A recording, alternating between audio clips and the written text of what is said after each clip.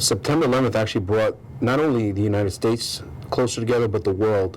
I unfortunately was hospitalized, fighting for my life, but what I can attest to was for 2 weeks in Bellevue Hospital, one of the busiest hospitals in New York that usually have shooting victims, stabbing victims, for 2 whole weeks, not one shooting, not one stabbing victim. It seemed like for 2 weeks crimes had stopped. It seemed like just people understood that this terrible event was something that was uncalled for, and is something as human beings we should never do to each other. We had been crushed. We lost 3 teammates. I had been burnt. A weapon went off in there, so I got shot at. I was physically and emotionally just drained, and I wanted to give up. I just wanted to close my eyes, and I closed my eyes. And I tell people I don't preach religion. I'm Catholic. I closed my eyes and I asked God for 2 favors. One was to somehow, some way, let me see my little girl be born, because my wife Allison was 7 months pregnant. And the second thing, as silly as it sounds, I said, God, when I get to heaven, because I felt everybody was going there, just let me have a glass of water, because we were so caked with concrete. And I closed my eyes, and like I said, it could be a vision, a dream, but I had a person walking toward me with a white glowing robe, no face, brown hair. Over his left shoulder was a pond in the back with just tranquil trees. Over his right shoulder was a tall, endless sea of grass. And this person's coming toward me, and I know who it is. It's Jesus. And he has a bottle of water in his hand. And I snapped out of that vision, that dream, whatever we want to call it, with a fire of not giving up. Because at that point, I made a decision. If I would have given up, I would have given up on my sergeant because I was closer to the hole where people could hear us. I would have given up on my family because I didn't fight hard enough to get home. I would have given up on my country.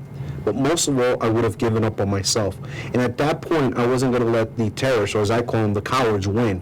There was a peace that came over me that I told myself, if I die, but I died trying, I could go to be dead in peace. The one thing I saw within those towers in the darkest day of U.S. history was love. I saw total strangers helping each other. And I want people to remember that. Total strangers helping each other. They didn't care about their politics. They didn't care about what skin color they had. They didn't care where they came from or who they praised or what their religion was. It was about love. I'm proud as an American that the patriotism was there, but it was more than that. It was more about humanity. We had people from around the world that would come and visit me, different police departments, to lend their support. So it was more than just our American patriotism. It was truly what I believe is the love for humanity. People from all around the world wanted to somehow, some way participate in helping those that were injured, helping those families that lost loved ones. So as an American, I'm proud to see the patriotism there, but as a human being, I could see what the real message was, and that was that people were appalled of these terrible acts of terrorism, and they wanted, to somehow be helpful. And I, as a survivor, am grateful for that. I truly believe that when we're born, we're all born innocent. And when you're a child, you can play with children from different ethnicities, different religions, and you wouldn't know any better. It really comes down to parenting, and to the effect of what's going on today. I think a lot has to happen at home. The nucleus is the family. We have to take the time to sit down like my parents did and talk to us at dinner time. Shut the cell phones off, put them to the side, have a one-on-one communication with your family, especially your children. You want to be able to be in their lives. You want to also be able to be a good example to your children. I feel that a lot of our problems today could be solved with just going back to simple things, and that's family. Always believe in family. I tell people, if you're not fortunate enough to have a family, seek out a family, whether it be the local church, the local YMCA, the local people that are there for you. There's a lot of outreach programs, so there's no excuse why we can't have a good family nucleus. It just really comes down to us wanting it. We have to remember that we're human beings, that we should care for each other, as we did on September 12th. And I always bring that up. I hate to say September 12th because we don't want to have to go through a tragedy, just to remind people to be kind to each other. To bring us back together, we just have to be aware that we need to teach those around us that are maybe angry or disgruntled that there is hope. This is the greatest country on earth because we have so many freedoms. And, I want people to remember that, one of the things to change your attitude is just look around at the positive things. Don't look around at the negative things. September 12th was a day that not only touched Americans, it touched the world. And we have to remember, again, we cry the same, we bleed the same, we feel the same, we're human beings. I think it's truly important to be kind on September 11th, but every day. And that's the way we honor those that we lost, because many people that day that were in uniform and not in uniform were putting their lives on the line to make sure other people got home. Kindness is a great, powerful tool. And it's important that we're kind to each other. The kinder we are, the less issues we have. Unfortunately, politics ruins everything, and I tell people, put the politics aside, shut the news off, be kind to someone. I tell, when I speak to children, when I do speaking engagements, just smile to someone, open a door for someone. And I always tell the kids, you want to make someone smile today, go home.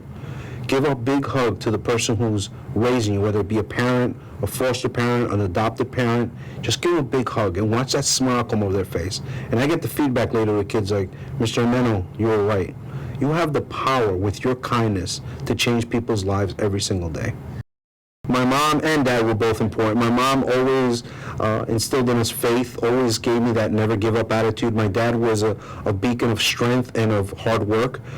So I was blessed to have both my parents who were very hardworking people and really instilled in me that, you're an immigrant, but you are no different than any other human being. You work hard, you study hard, and you will be as good as the next person. They never wanted me to use that, a crutch, a disability of, oh, well, I'm an immigrant, or I'm a minority. They wouldn't accept that. You're a human being, and if you work hard and you study hard, you will succeed. So it doesn't matter who's on either side of you, what color they are, where they're from. It's about studying hard, working hard, and achieving your dreams. Yeah. Whatever dream you have, go for it. And understand that you're going to be going through the same things as I did and everybody else goes through as a child. There's going to be moments that you get bullied. Sometimes you are the bully and you might not know it. And also to always remember that your dreams are important. So keep going for those dreams. Forge forward and don't let anything stop you. But most importantly, you don't let yourself stop yourself from achieving your dreams.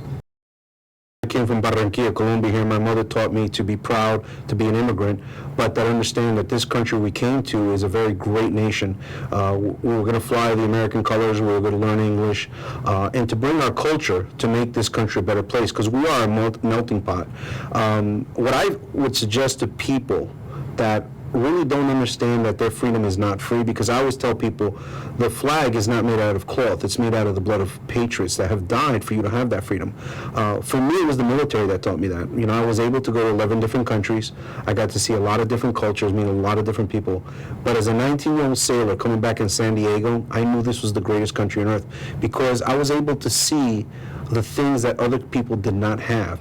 And it's sad to a point where we have our young Americans here who really don't appreciate freedom, and that's only because they haven't really stepped out of their comfort zone. That's why I love that my daughters have volunteered for different programs where they help people who are in low-income situations, have gone overseas, and you start to learn that that's why immigrants today want to come to this country. So I tell the young Americans, just pay attention that if you have so many immigrants wanting to come to this country, we're doing something good. And Tony Blair really said it best, the Prime Minister of England. Any country more people are trying to get into than out, it's a special country, and that's us.